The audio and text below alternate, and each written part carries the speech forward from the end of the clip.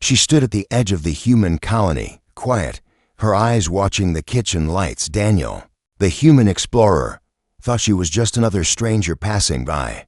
But when he offered her food, she shook her head and whispered something he never expected. "I don't speak much, human, but I can cook." Her voice was soft, almost broken, yet her words carried a strange weight. Why would an alien, silent and alone, ask to step into a human's kitchen? What was she hiding behind her silence? Daniel didn't know.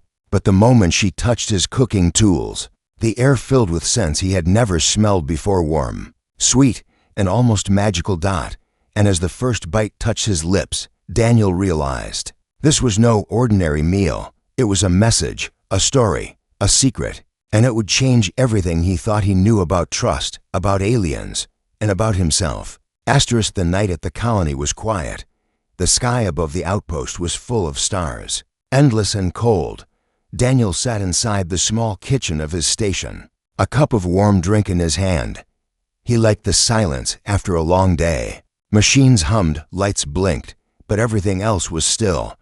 He almost didn't notice her at first. A small figure stood near the edge of the landing yard, half hidden in shadows. At first, Daniel thought it was one of the workers, maybe lost, or waiting for someone. But as she stepped closer, he saw she was not human. Her skin glowed faintly in the light, her eyes large and bright, and her clothes torn as if she had traveled far. Daniel frowned. Aliens were not rare at the colony, but they usually came in groups, loud and confident. This one was alone. She looked tired, thin, and quiet. He stood and opened the door. "Are you lost?" he asked. She looked at him for a moment before shaking. Her head slowly, her lips moved, but no sound came. Daniel tried again. "Do you need food? Water?" For a long moment she didn't answer. Then, very softly, he heard her voice. "I don't speak much, human, but I can cook." Daniel blinked. Of all the things she could have said, this was not what he expected. An alien, standing outside in the night, asking to step into his kitchen. It almost felt strange, even dangerous. Still, something in her eyes made him pause. There was no threat there, no trick, only a quiet plea, as if this was the only way. She knew how to ask for help. Daniel hesitated, then stepped aside. "All right, come in." She moved slowly, her steps light, as if she wasn't used to being inside a human room. Her eyes wandered over the shelves, the pans, the little jars of spice.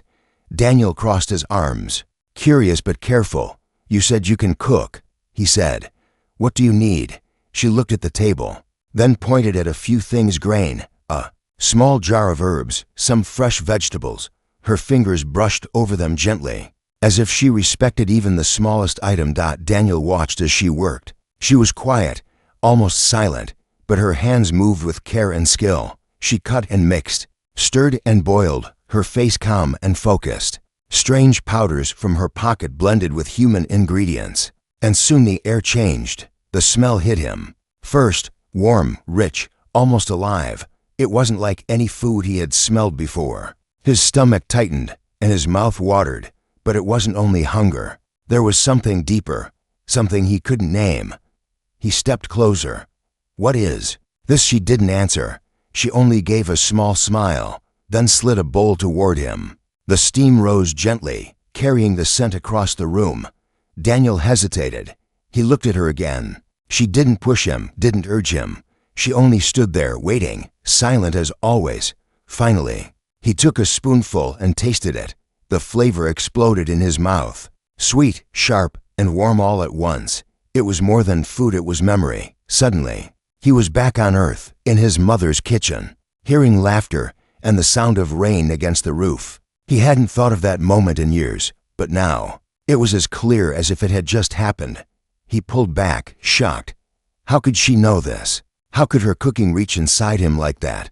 She only watched him with calm eyes. Her lips curved in the faintest smile. Then she lowered her gaze. Again. Daniel set down the spoon slowly. "How did you do that?" She shook her head. No answer, only silence. He leaned back, his thoughts spinning. This was no normal meal. Somehow, her food carried something deeper. It spoke to him without words. He wanted to ask more, to demand an explanation, but when he looked at her again, he saw the way she held her shoulders low, almost hiding, as if she was afraid of being seen. She was not just a traveler, she was someone carrying secrets. For a moment, they sat in silence. The smell of the dish still filled the room, warm and comforting. Daniel felt something he hadn't felt in a long time. Company, even in silence. The girl finally whispered, "Cooking is my voice." Daniel's chest tightened. He didn't know what to say, but he knew one thing: this was only the beginning. Outside, the night deepened, and the colony lights glowed against the dark.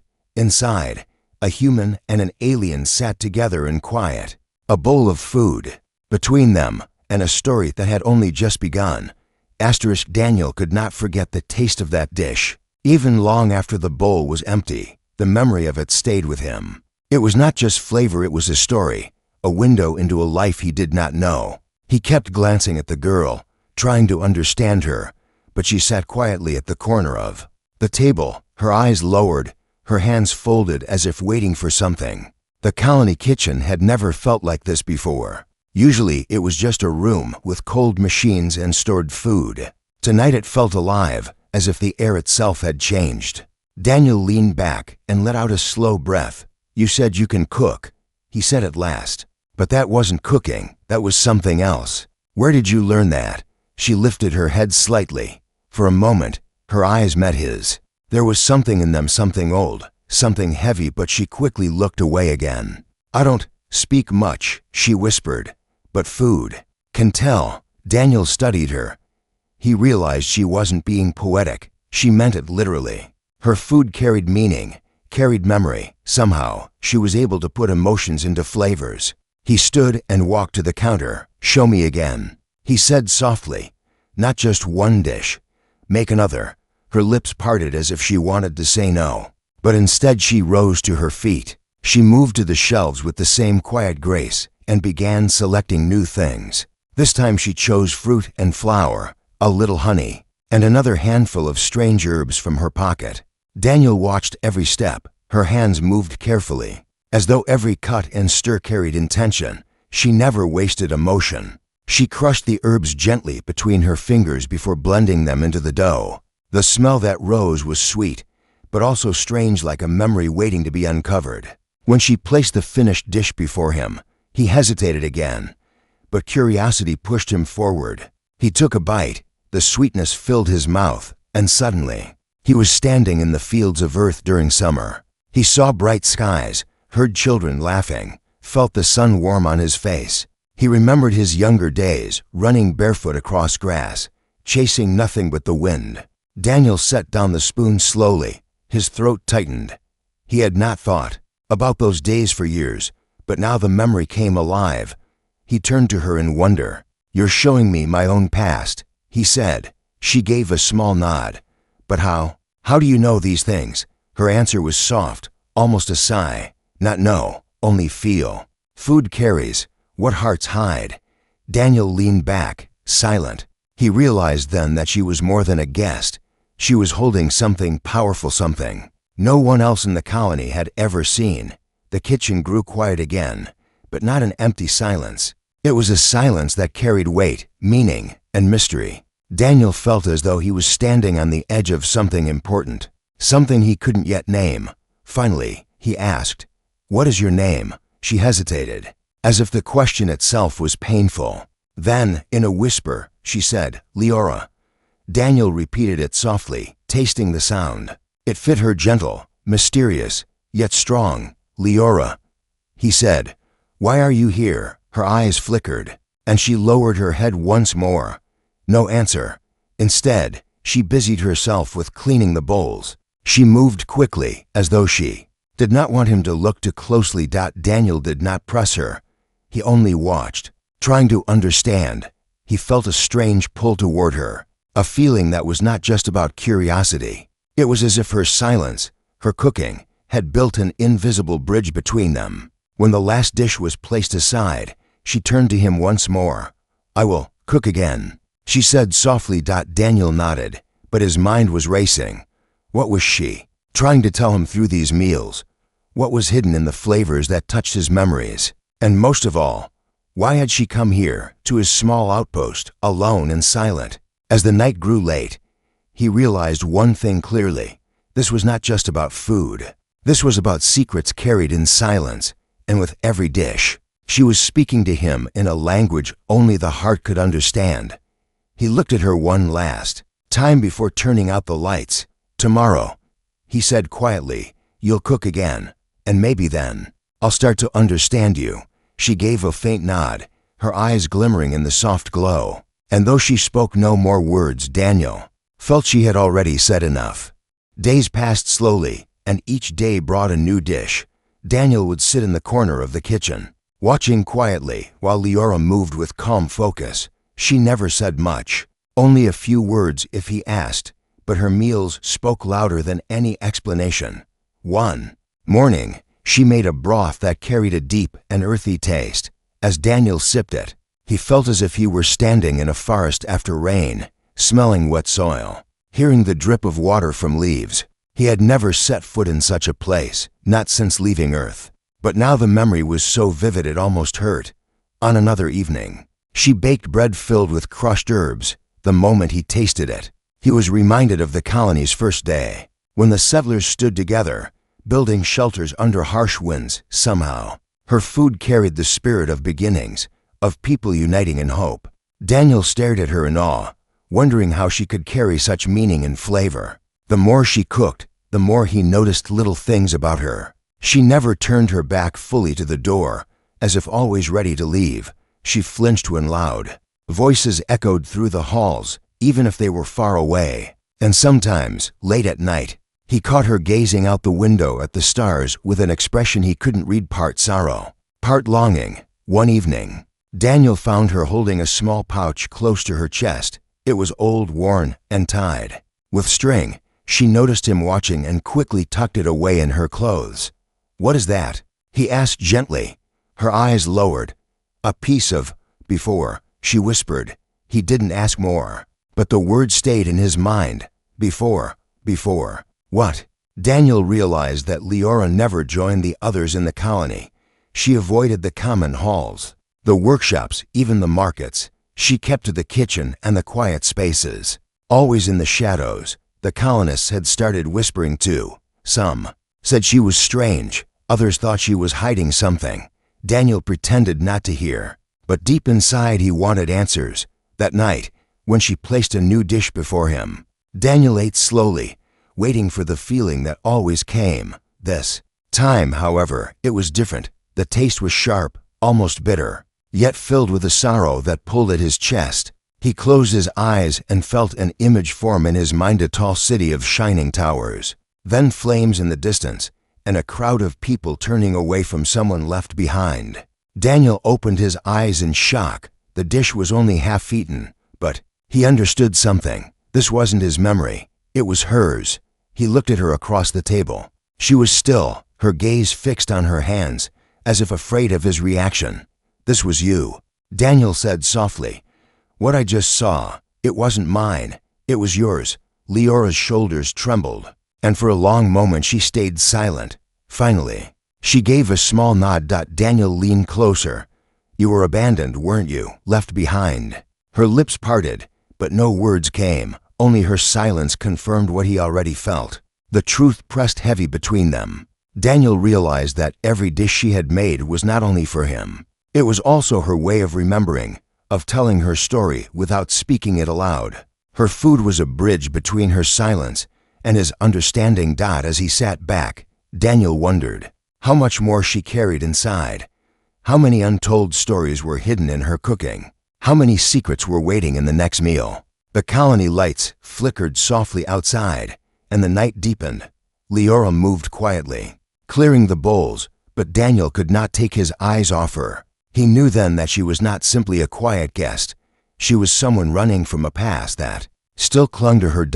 And for the first time, he asked himself a question he was not ready to answer. If her silence was filled with such heavy truths, what would happen if the rest of the colony discovered them?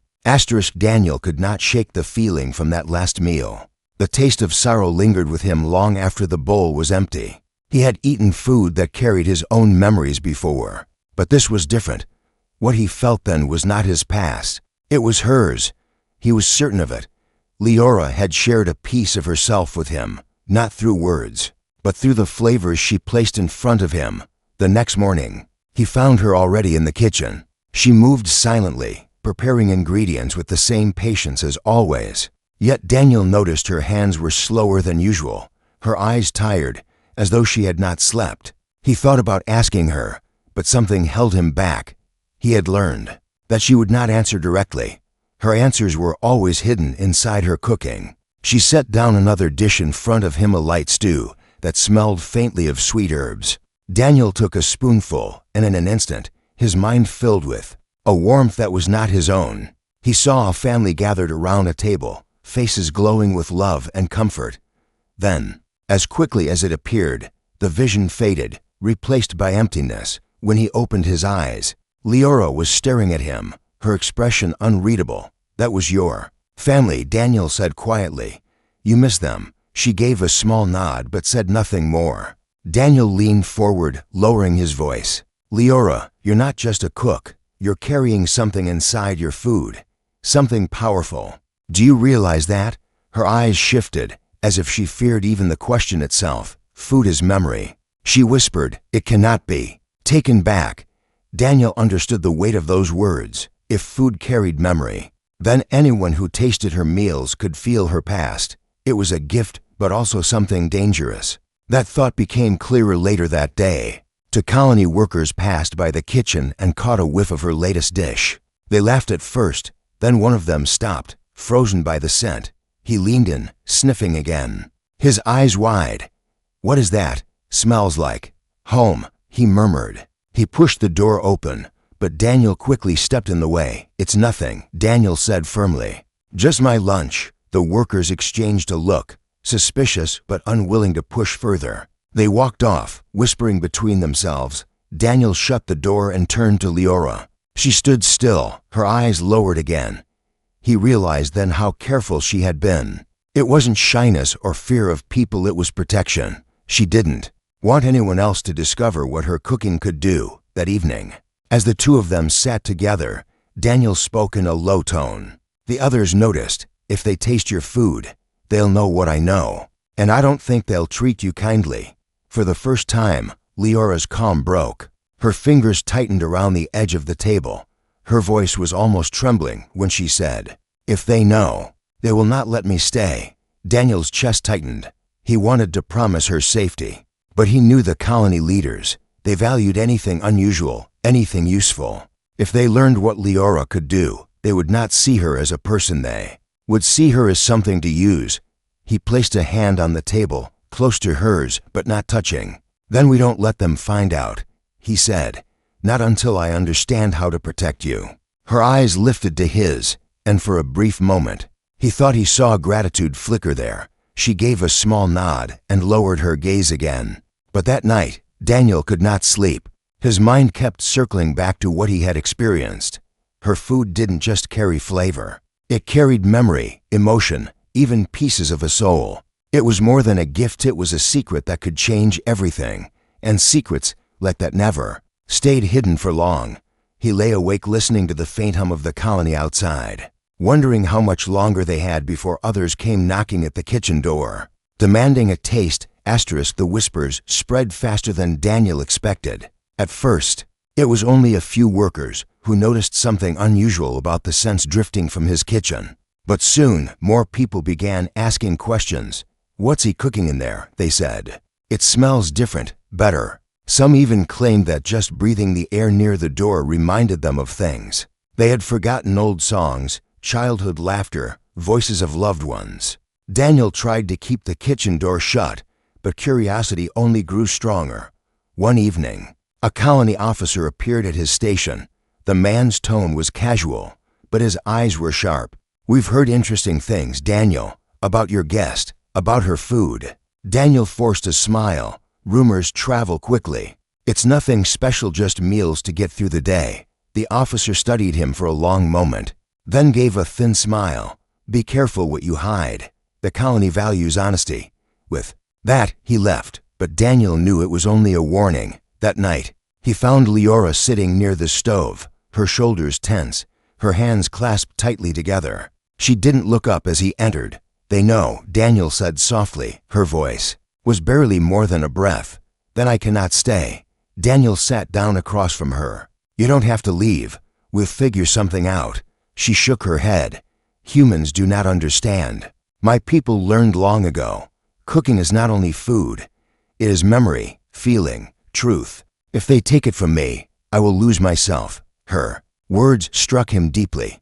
He thought of the meals she had made, each one carrying a piece of her story, of her soul. If the colony demanded her gift, they wouldn't see it as her voice, they would see it as a resource. The following day, she cooked again. The dish was simple, yet when Daniel tasted it, he felt her fear within the flavor. It was sharp and cold, like walking alone in an endless night.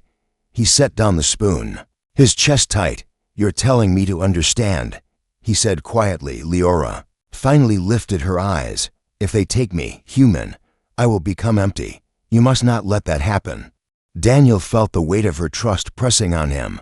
He had spent months working for the colony, believing in its mission, but now, sitting across from Leora, he realized he faced a choice. Protecting her might mean standing against his own people. That evening, a group of officials came to the kitchen. They knocked on the door with firm hands, their voices carrying authority. "Daniel, open up. We want to see your guest. We want to try what she makes." Inside, Leora stood frozen, her eyes wide. Daniel felt his heart race. He looked at her, then back at the door. He knew what the colony would see if they tasted her food, not a person, not a soul, but a tool to control and use. He stepped closer to her. "If you cook for them, they'll never let you go," he whispered. Her eyes lowered, and for the first time, she reached out her hand slightly, not to touch him but close enough to show her plea. "Then let me cook only for you," she whispered. Daniel closed his eyes. The voices outside grew louder. His decision would change everything for her, for himself, maybe even for the colony. On the table, an unfinished dish still gave off a soft scent. Daniel realized it was her way of leaving him a choice. One last meal, one last message before the truth would be forced into the open. And as the knocking grew stronger, he knew there was no turning back. Daniel's heart raced as the colony officials knocked louder on the kitchen door. He could hear their voices through the thin walls, asking to see the mysterious guest whose meals had stirred so much curiosity. Leora stood by the counter, silent, her hands folded tightly in front of her. The room felt heavy, filled with tension. But Daniel knew he had to act. He stepped closer to her. "Trust me," he whispered. "I'll handle this." She nodded slightly, her eyes glimmering with a mixture of fear and hope. Daniel opened the door slowly. The officials stepped inside, looking around, their eyes scanning the kitchen. "We heard about your guest," one said, his voice firm but curious. "We want to know why everyone talks about her food." Daniel gestured toward Leora. "She's cooking for me," he said. "Not for anyone else." The officials raised their eyebrows. "Is that a refusal?" one asked. Daniel held his ground. "Yes, she chooses who she cooks for.